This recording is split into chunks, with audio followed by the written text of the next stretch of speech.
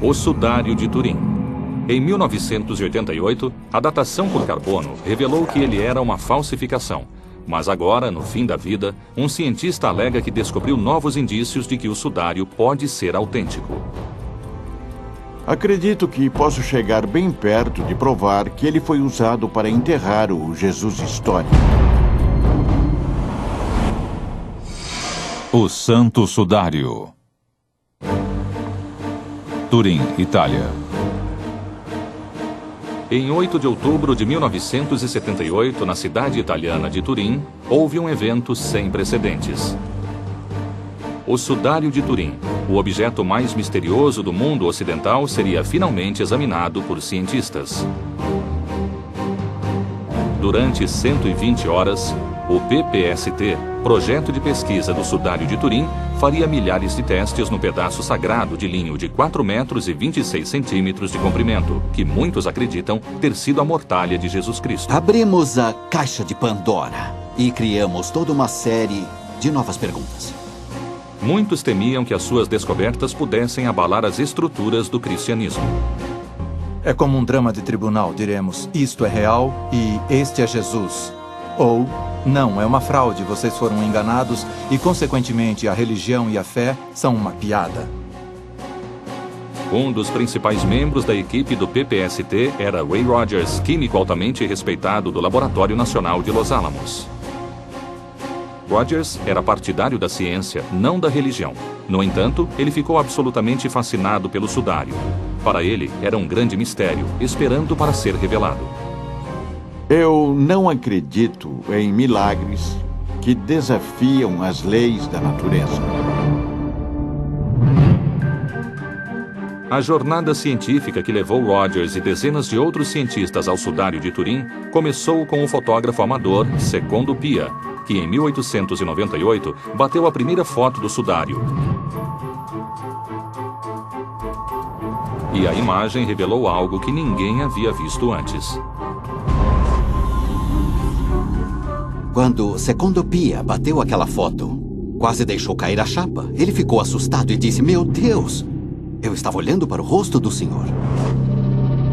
A imagem no sudário estava muito desbotada, mas o negativo fotográfico de Secondo mostrava um rosto em contraste intenso. Foi o primeiro indício real de que o sudário continha mais do que se podia ver a olho nu, e isso causou uma enorme comoção. Ele foi imediatamente acusado de fraude, de enganar, mentir e manipular o objeto. É falso.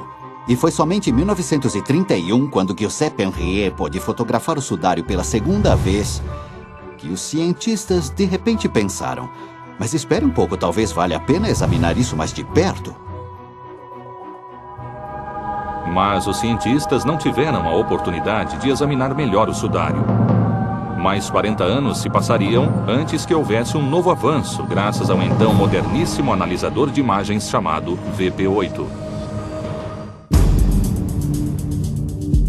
Pronto. Peter Schumacher era engenheiro de campo da equipe que criou o VP8, originalmente desenhado para analisar imagens de aparelhos médicos e satélites. Ninguém na nossa empresa havia sequer ouvido falar do sudário de Turim, quanto mais visto fotos ou se interessado pela análise das imagens do sudário de Turim. O analisador VP8 assinala as áreas claras e escuras de uma imagem numa grade tridimensional. Em meados dos anos 70, Eric Jumper e Joe Jackson, cientistas da Academia da Força Aérea dos Estados Unidos, souberam da nova tecnologia e pediram a Schumacher para usá-la no exame de uma fotografia do sudário. Pedimos a Schumacher que recriasse o teste para que pudéssemos ver exatamente o que foi que empolgou os cientistas 30 anos atrás. Colocamos 3 imagens no analisador.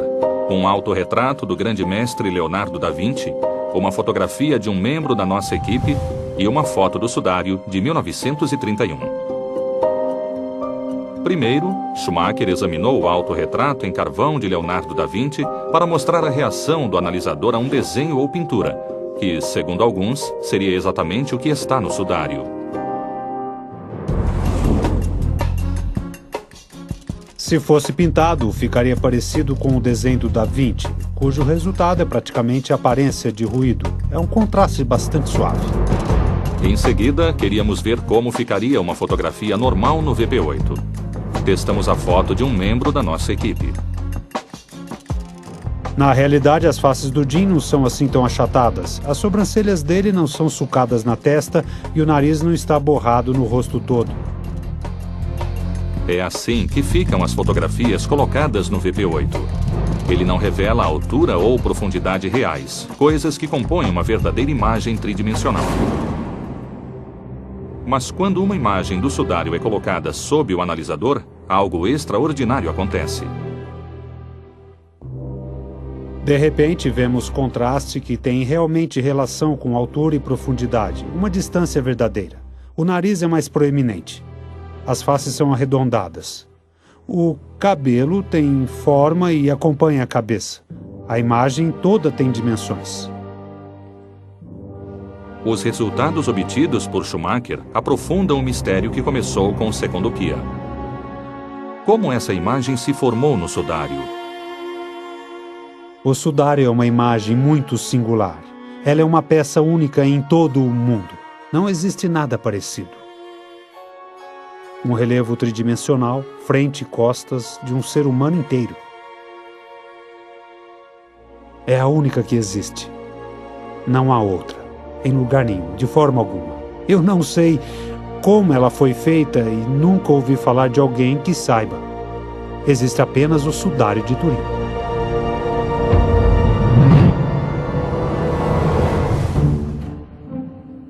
De posse desses resultados, Jumper e Jackson formaram o PPST em 1977 e deram início ao delicado processo para ter acesso ao sudário. O VP8 foi o catalisador que provocou a formação da equipe do PPST. Eles disseram que deveríamos tentar descobrir como essa imagem se formou.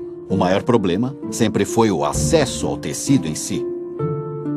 Na primavera de 1978, apesar da resistência de muitos no Vaticano, a Igreja Católica concordou. A Igreja adotou uma visão relativamente esclarecida a respeito do sudário. Ela tem muita gente que acredita que esse é de fato o pano da mortalha de Cristo.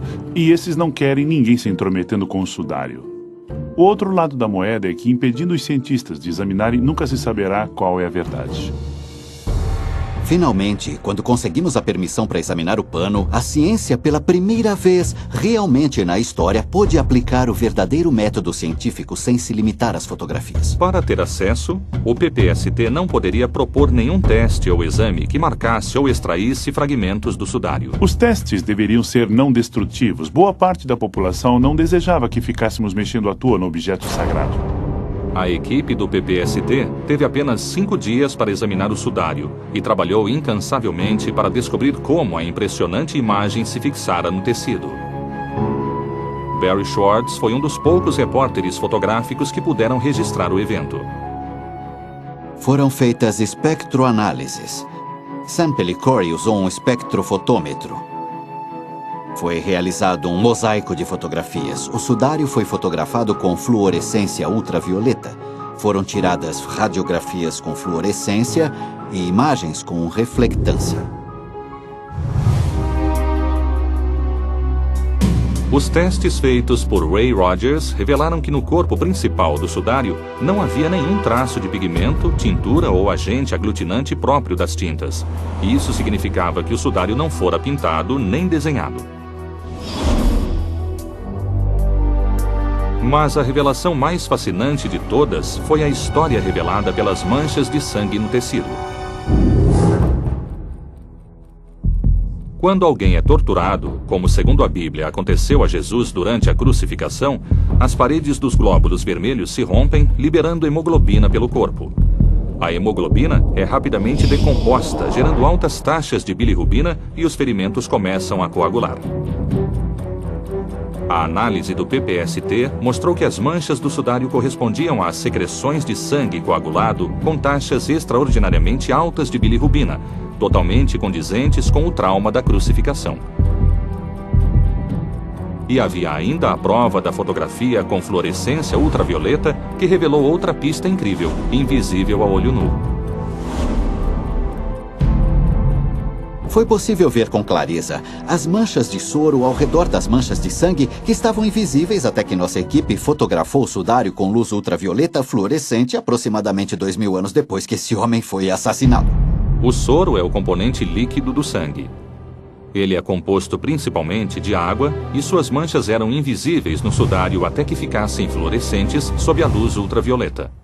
Nenhum artista medieval poderia ter previsto a invenção da fotografia com fluorescência ultravioleta e pensado, bom, eu vou esconder as manchas de soro e daqui a 700 anos eles irão encontrar.